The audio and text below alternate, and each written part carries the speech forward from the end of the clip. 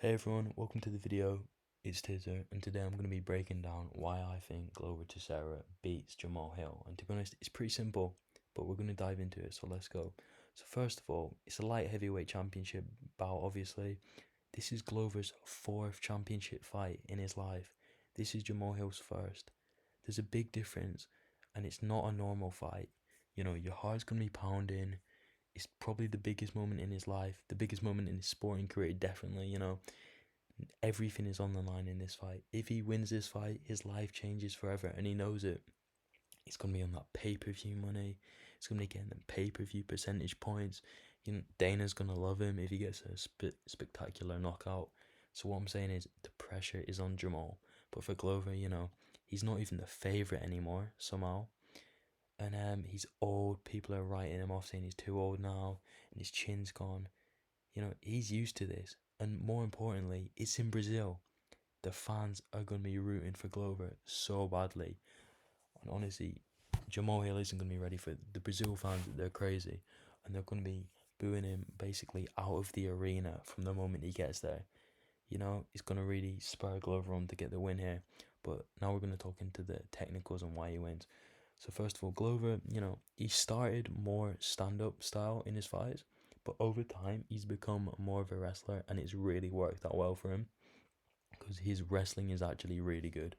His jiu-jitsu is insane, and he can basically submit anyone on the ground. I don't think there's a better person in the division. Maybe Paul Craig, but he seems to be more of a bottom control guy, and Glover Teixeira is a much more dominating guy on the top. And I think if they fought, Glover would win. So we're just gonna say Glover's better. So yeah, Glover's takedowns, he will eventually take down Jamahal. Jamal's takedown defense, I know the stats make it look decent, but I'm telling you, he's been getting taken down by nobodies, people unranked in the UFC, and that's not a good sign. Because when you're going up against a guy who's been shooting double legs since you're about 10 years old, it's a recipe for disaster. And then people are saying that Glover Teixeira, he's too old now. Well, I mean, he's got that old man strength. I saw him at the weigh-in. He looks big. He looks strong, and he's in shape too. He's not. You would not think he's 43. He's got like a 38-year-old Stipe Miocic kind of body, looking even stronger than him, to be honest. But yeah, and also the UFC, I've noticed they're marking Jamahal like he's some kind of power puncher. Like in all the videos, they're talking about sweet dreams and how he's knocking everyone out. But looking back on it, his two most impressive finishes, like Thiago Santos, a finished old Thiago Santos. He's nearly 40. He was gassed. It was a sloppy fight. Thiago wasn't fighting well. He's obviously got them knee injuries. Finishing him is not difficult. He was so gassed. I would be surprised if he didn't finish him at that point in the fight. And Johnny Walker KO first round. That's not impressive at all. Anyone fighting Johnny Walker has a chance to KO him. He's got the biggest glass chin in the UFC, probably in the current roster, to be honest, seeing as James Vick's not here anymore. But yeah, honestly, another two wins, but they're not very impressive. And he's got that loss over Paul Craig. That's bad. Getting your arm broken by Paul Craig, not a good sign when you're going up against a submission guy. And Paul Craig is really one-dimensional. And I know Jamahal, he probably thought he was gonna walk through Paul Craig, but that's the thing. He's probably thinking the same thing now. He's gonna be fighting an old guy. He doesn't look as tough, and he doesn't think he wants it as much as he does. But I'm telling you, Glover, he's tough. The guy's chin is insane. Like, he was getting rocked by Yeri, who's probably like one of the biggest power punchers in the division, and he was taking it well. Like, the shots he was taking, it would have KO'd a lot of light heavyweights. And he was rocking Yeri as well. Not many people do that. In fact, I can't really think of a time Yuri's even been rocked in his career. But yeah, so to be doing lots of damage to Yuri and almost finishing him at times, it just shows that Glover's boxing is good. He throws really big, powerful hooks, and Jamal, as far as I'm aware, he seems to have a much more straight style of fighting. He likes his straight punches, and Glover moves his head a lot, so chances are not many of them are gonna land. But the way I see it, if Jamahal, he's probably got the first 2 rounds to get the finish, and then I think it's Glover's fight to win, to be honest, because Glover, he's a 5 round fighter kind of guy, you know. He basically gets better as the fight goes on. He's got really good cardio, and Jamahal's cardio isn't that good. It's not terrible, but it's not, it's not championship caliber. He was very, very tired against Thiago Santos, which isn't a good sign because obviously, he's not exactly the biggest pace pushing fighter ever. He's quite lazy in his fights, doesn't really, put on a huge volume fight. But and also he was winning that fight as well. He was determining when the fight would take place and what was going on. But in this fight, Glover's gonna be pushing the pressure. He walks forward, and he knows his chin. He can take a lot of the big punches that some of the other people, especially Johnny Walker, can't take. And also, when he gets the takedown, because trust me, it's inevitable. He's getting the takedown.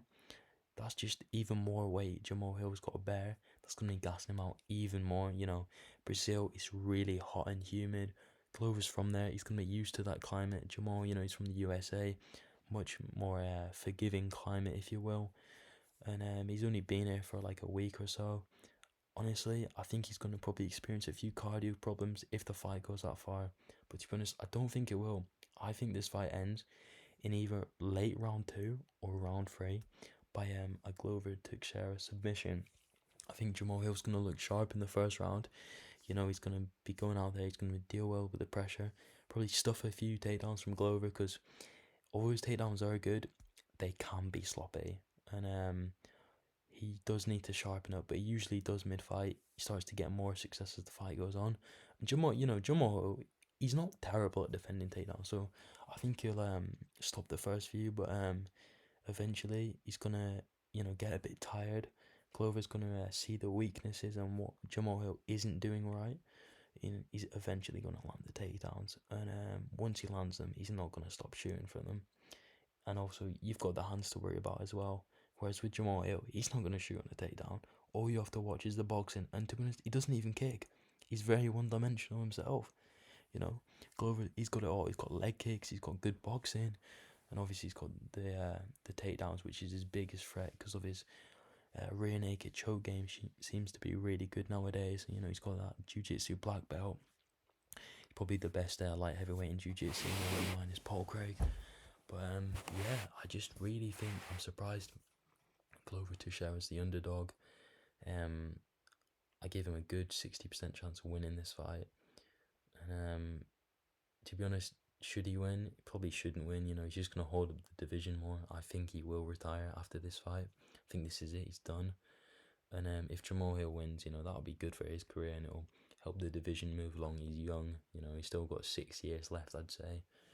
And obviously it'll change his life, so that would be good to see. He seems like a nice guy too. But Glover, he's a UFC legend. He's a Hall of Famer, I'm sure.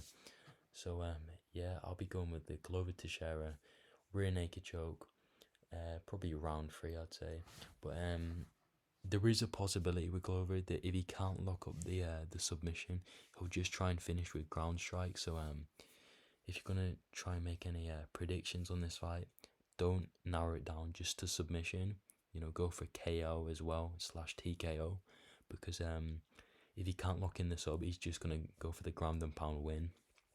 For the stoppage, which I think is also pretty likely, but he'll try for the submission first because it's just an easier thing to do for him. And he's obviously strong and he's perfected that. So yeah, Glover Teixeira to win. And also Jamahal, his training partners, they're not going to be as good on the ground as Glover. Glover's training partner is Alex Pereira, and if you know my channel, I'm a huge Alex Pereira fan. I think he's criminally underrated, and the guy's striking is insane. He's so technical. He's a power puncher. He should be marketed as a power puncher, not Jamahal. He's got kicks, so Jamahal doesn't even have them. And he's got a very similar frame to Jamal. I think he's probably bigger than Jamal. He's more muscular than him, to be honest. Similar height, similar reach, and yeah, he's just basically a better version of Jamahal himself. I think if they fought, he would beat Jamahal Hill by KO. But yeah, so training with him is going to be hugely beneficial to Glover. You know, he's going to be able to sharpen up his boxing, his head movement, just his positioning as well, and you know how he's pressuring Jamahal, and also very similar frame. So it means Glover can practice his takedowns. Obviously, Alex Pereira doesn't have the best takedown defense, to be honest. So you know, he'll need to be practicing on other guys too. But I'm sure he is. You know, he's not an idiot. And yeah, that's about it. But 43-year-old Glover Teixeira beating 31-year-old Jamahal Hill. That's what I'm going for. Just a short video, guys. But I just want to say thanks for watching. The uploads they're gonna be weekly, and tomorrow I'll do an MMA roundup video where we're going to be looking at you know, some of the news that's coming out, because I'm sure there'll be news tomorrow. And then on Sunday after the fights, I'll do a post-fight breakdown and just what I think was good on the card, and things to look out for after it. And yeah, so thank you guys for watching. Leave a like, comment down below who you've got in this fight. You know, if you agree, if you disagree, why, and subscribe so you don't miss any of my weekly uploads, because there's much more to come. Trust me. So yeah, thanks for watching. See ya.